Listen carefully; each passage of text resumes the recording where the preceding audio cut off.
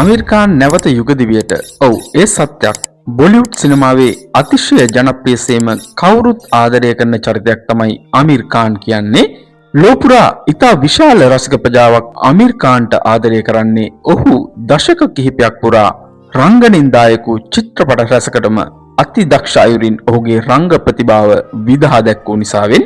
ඉතින් අපේ රටේ වගේම ලෝකේ වඩාත් ජනප්‍රිය නළු නිළියන් බොහොමයක් විටින් විට නව සහකරුවෙකු හෝ සහකාරියක සමග නැවත විවාහ වීම සුලභ සිදුවීමක්. ඉතින් මේ දිනවල අමීර් ඛාන් පිළිබඳව රසිකයින් වඩාත් වැඩිපුරම ඔහු පිළිබඳව කතා කිරීම සිදු කරන්නේ ඔහුගේ තුන්වන විවාහය සිදු කර ගැනීමට නියමිත නිසාවෙන්. අමීර් ඛාන් නැවතත් තුන්වන වරට විවාහ වීමට නියමිත පෙම්වතිය වන්නේ ගෞරි ස්පැරන්. ගෞරි කියන්නේ වසර ගණනාවක් අමීර් ඛාන් සමග ඉතා සමීපව ඇසුරු කළ ඔහුගේ හොඳ මෙහෙලියක්. ඒ මිතුදම කොතරම් පරණ මිතුදමක්ද කිව්වොත් වෙලාවකට පුදුමයි.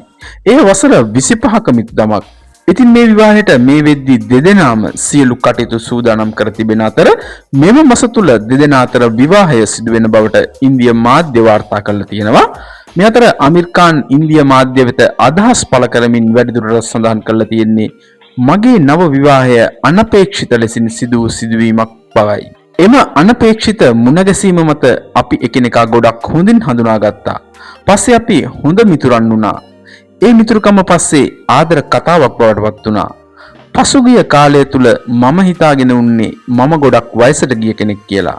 කොහොම වුණත් ගෞරි මන් ළඟට ආවට පස්සේ මට හිතුනේ මම නැවත ජීවිතය පටන් ගත්තා කියලා. මගේ ප්‍රථම විවාහය රීනා. ඇයත් සමග මම අවුරුදු 16ක් ගත කළා.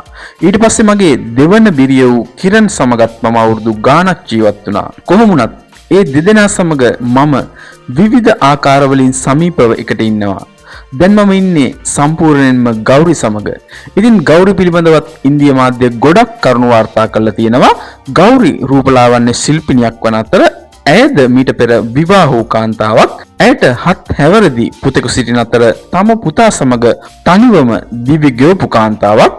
ඉතින් බොලිවුඩ් සිනමාවේ අතිශය දක්ෂ ජනප්‍රිය නළුවෙකු අමීර් ඛාන්ගේ තුන්වන විවාහය මෙම මාස තුල සිදු කරන බවට තමයි ඉන්දිය මාධ්‍ය වැඩිදුරටත් සඳහන් කරලා තියෙන්නේ.